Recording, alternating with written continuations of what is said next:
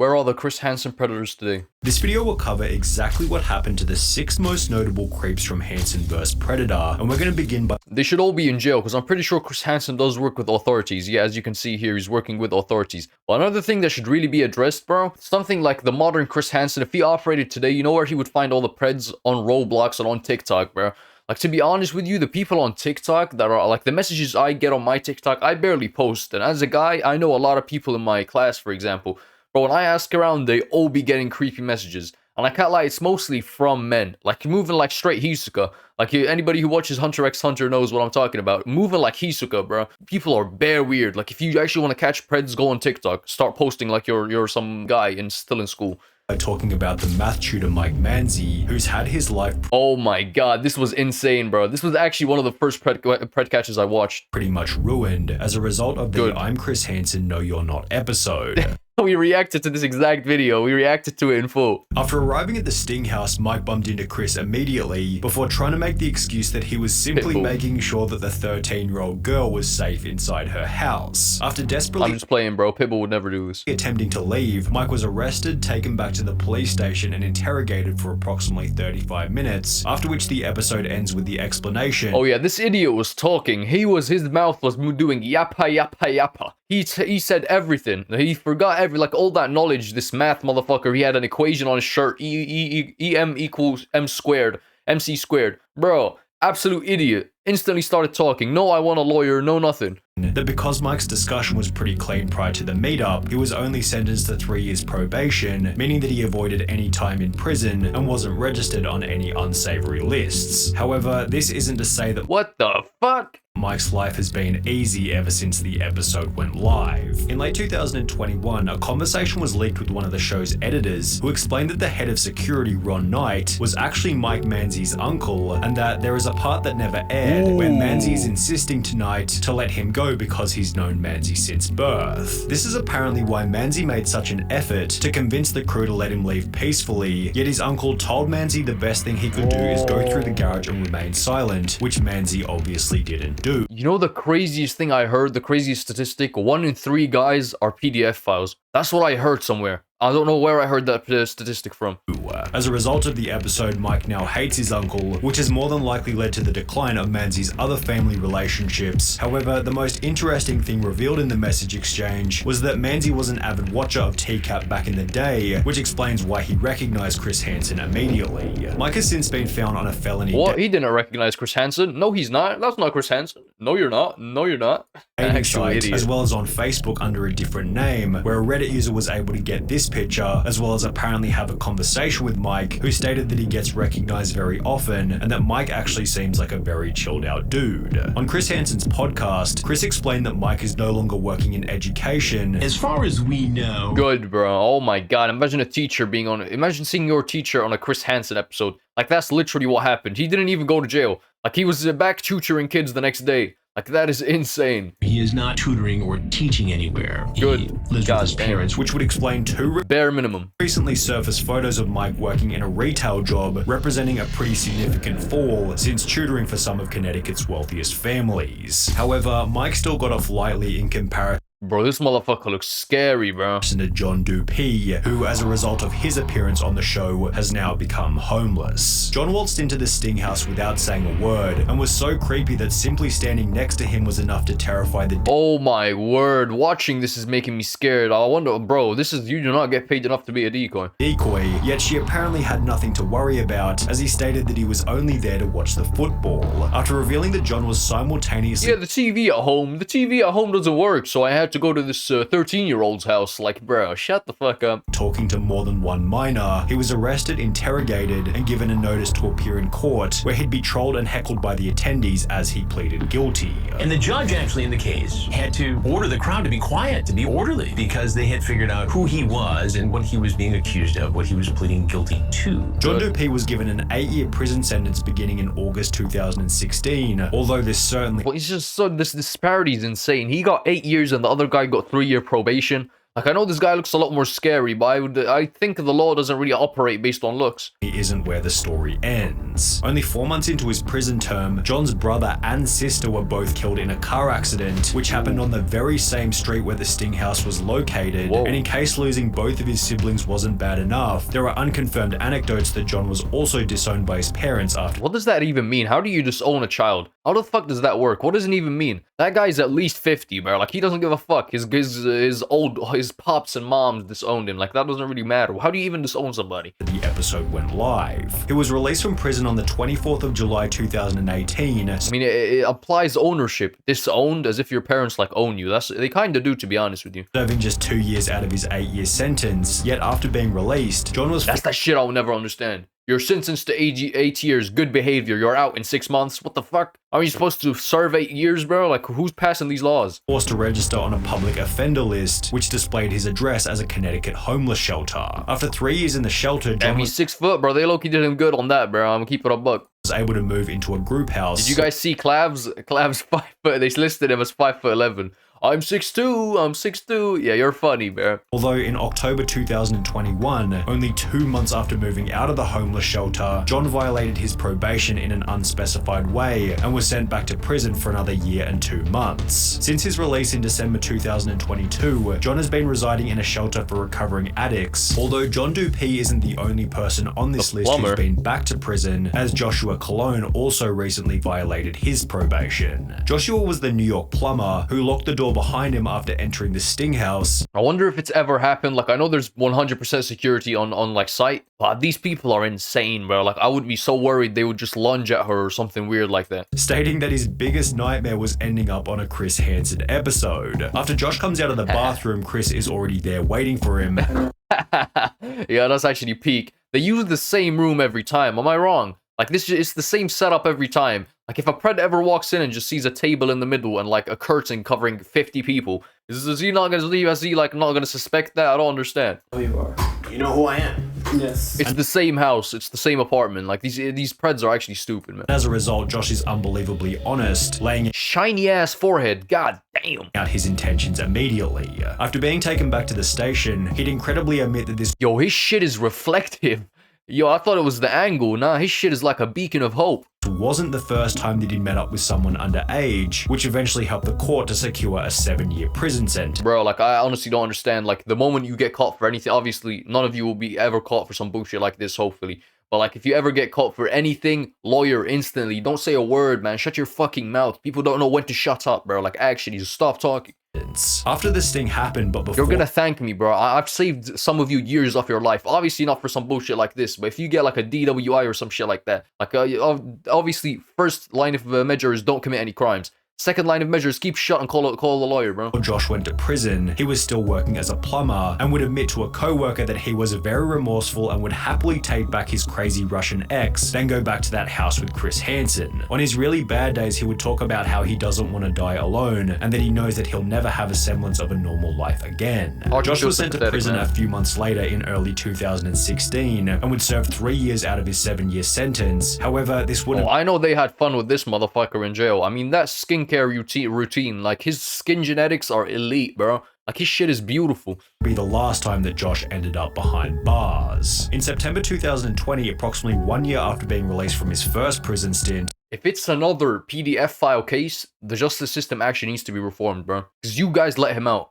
Just handing out 8-year sentences and they only need to serve 2. Like, what sort of BS? a post was made to the TCAP forum stating, Joshua Cologne was convicted yesterday after spending a few months in prison for a probation violation. 4 years jail, execution suspended after 6 months, probation 9 years. Execution? They killed the motherfucker? This guy will never learn. Josh's second prison term came to an end in March 2021, after which his former co-worker and friend took to Reddit to explain the reason for the sentence. He contacted me after he got out of prison for a second time, letting me know that he'd been framed. Apparently he wasn't allowed to have any pictures of any children on his phone. I'm sorry, bro. Like, actually, it's too much, bro. It's actually too much. Oh my god, it's a disease, bro. It's a fucking disease. Like, anything but, like, bro, I would go as far as to say categories that are like, bro, 18 plus. Like, what a weird category to specify 18 plus. Like, that's where the PDFs are, like, the breeding ground. Like, categories on the hub like that. or like the barely legal, bro. What are you saying, bro? Like you're imitating people like this. It's disgusting to me. His sister shared a picture of, bro, like MILFs or nothing, am I right? his niece in a chat that he was in, and he got locked up for it. His explanation. Interestingly, if you now yeah, I'll be worried for the niece, man. This guy's a fucking weirdo. search Josh's name on an inmate search engine, it states that Joshua Cologne is or was recently an inmate currently at the Connecticut Department of Corrections, CTDOC, located in Wethersford, CT, leading many to believe that Josh is now back in prison for a third time. Bro. But what happened to the wealthy accountant who Chris recognized from the train? His name was Charles Lawrence. Oh, I remember this. After walking into the Sting house, the following exchange occurred. No, Chris. What are you doing? But this is the first time I've caught anyone who I know. After which Charles was arrested and taken back to the station for an interview. Throughout the interrogation, Charles made the hilarious claim that because of his poor eyesight, he read the decoy's age as 18 instead of 13. Every time he was 18 when I got scratched. My glasses were upstairs. I'm looking, I thought he said 18. I swear to God, I would never. Oh my god, what a horrible excuse, bro. All that money and intelligence and you're actually this much of an idiot, bro. Ever in my entire life, beat a 13-year-old. However, the judge wasn't dumb enough to buy this excuse. Like, you can have all the money in the world, if you ain't smart enough to realize that you need the lawyer, you're actually just gonna fucking end up with the rest of your life in jail. Who sentenced Lawrence to 2 years in prison, which he'd served between June 2016 and June 2018. Whilst in prison, the Association of International Certified Professional Accountants, under which Lawrence was employed, confirmed that Mr. Lawrence's AICPA membership was terminated effective May 25th, 2017 because of a final judgment of conviction for a crime punishable by imprisonment for more than 1 year. Bro, you know what it is, bro? The baby is genuinely like a great example of what you should do in this situation, bro. Have y'all ever seen when the baby got locked up? Is it the baby? I think it is. The guy who did a song with Dua Lipa. He was like, I need a lawyer, I'm not saying a word. Like, it's crazy that some artist is smarter than like a professional accountant, bro. Like, why are you talking in front of police? Chris also mentioned that Charles had a second job as a commercial real estate agent, and after finding Charles's LinkedIn, it states that he's the president of a company called Lawrence Real Estate Enterprises Inc., which is still active today and lists Charles as the company's CEO. However, Chris did mention on his podcast that Charles had some issues with keeping his license. I'm not clear as to whether or not he's still involved in commercial real estate. There was an issue with his license after his conviction, after he pleaded guilty. Although even if he was able to, it's unlikely that Charles would get much work these days given his reputation. Bro, y'all gotta realize beyond the fact that you're gonna spend time in jail, it's that record, bro. You can never erase that shit. Like, no one's ever gonna give you an apartment. No one's ever gonna get you a job. Like, your life is screwed forever. If you think it's already hard enough to get a job, yeah, imagine being a registered S offender. Bro, it's over at that point. Your life is genuinely screwed for the better, man. In May 2021, a post was made to Reddit explaining that they saw Charles Lawrence living in an over 55s complex, which has been confirmed as true after looking up the address listed on his public offender registry. This page also shows the most recent photo of him, taken in mid-2018, exhausting all of the information that we have on Charles Lawrence. However, we've got plenty of dirt on the now infamous Stephen Buchanan, who gained notoriety for showing up to the Sting house with duct tape, a camera, and various weapons in his car. Whoa. This is the type of thing, bro. This is the crazy thing. Like, if he's acting like this, oh my god. Oh my god, these people, man. Like, if you need any more proof that these people are parasites, he's dealing with kids, bro. Duct tape? What the fuck? This was extra terrifying as after arriving at the house, he refused to enter and rather tried to coax the decoy into getting into his vehicle. You wanna come in? You want to go? Can you just like come in and we can chat for a little bit? What do you wanna do? I'll show you around. You got some food if you want. You want me to show you around? Can we watch a movie? What about? Bro, this guy better not be released, bro. Because genuinely, if this guy's in America, I need to relocate, bro. Like, we need to relocate. If any of you have kids, y'all need to leave, bro. This motherfucker's a straight parasite, bro. This is crazy. Get in my car and they found duct tape and weapons?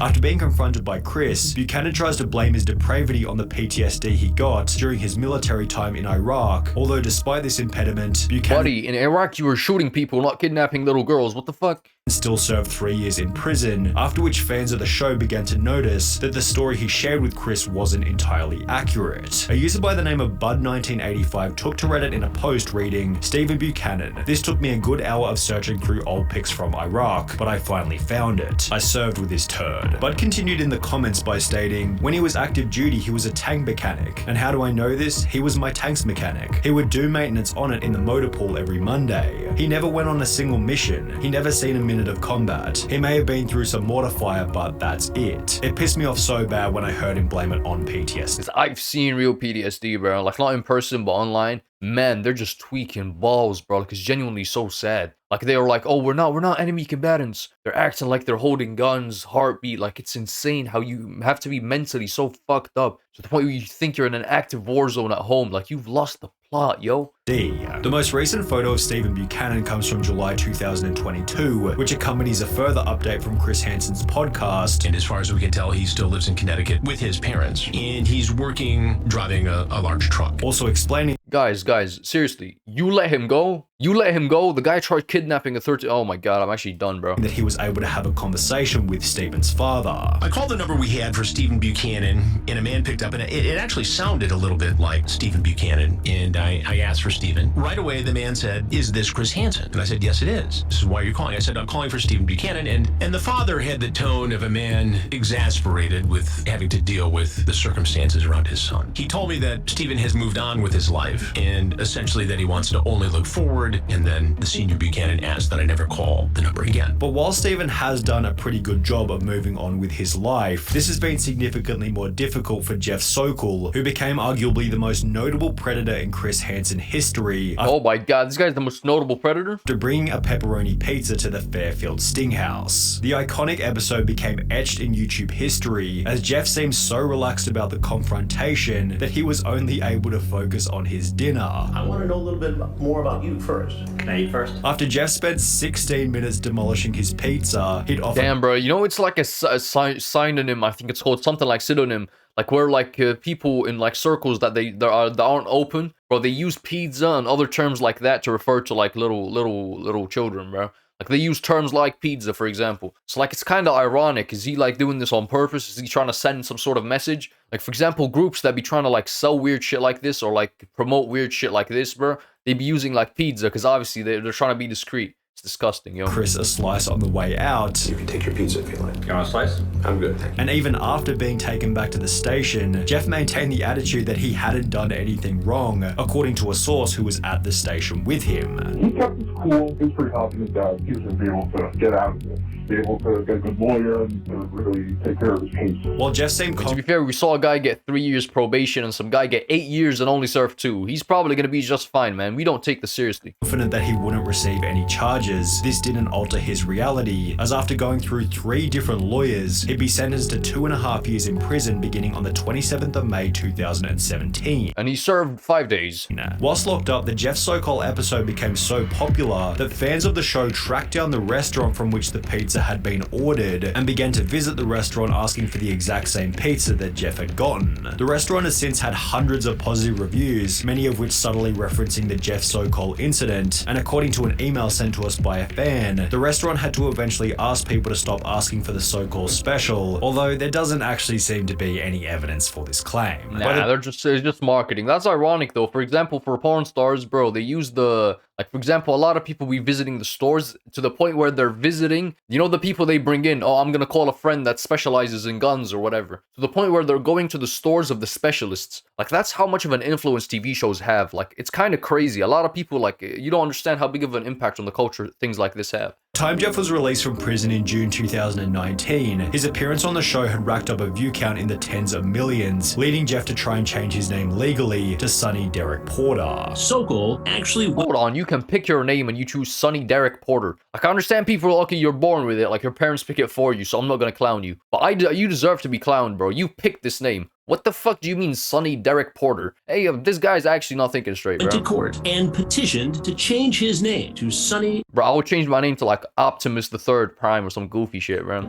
You only live once. A few years ago, I was arrested as a part of a sting operation trying to meet a girl who was underage. The sting was part of a nationally syndicated TV show, Crime Watch Daily, Hansen vs. Predator. This episode is now available online, along with many other troll videos and nasty comments from fans of the show. In the aftermath, I've experienced humiliation, harassment, and embarrassment. One could argue that this was justified, but I've surely lived with much remorse since the arrest. Damn, that's crazy. Do you have to like justify if you want to change your name? That's kind of nuts. Since my current name will always be linked via a simple internet search, I'm requesting authorization to change my name. I'm working hard to be a better person overall and making a sincere effort to treat everyone with respect. I hope to meet new friends and acquaintances and wish not to be judged based on one gigantic mistake I made a few years ago. I hope to be judged for the person I really am, the person I am today. More than anything, I would like a second chance at a happy and safe life. However, the name change was eventually rejected, which only led to more trolling. It was then discovered that Jeff had been forced to sell his apartment, and according to this Reddit comment, which isn't the best evidence, Jeff moved in with his parents in blank. It seems like he comes from a pretty affluent family, so he probably just mooches from his parents and stays low-key. Man, imagine your son being a PDF file. That would be insane, bro. What would you do? Your son comes to you and he's a PDF file.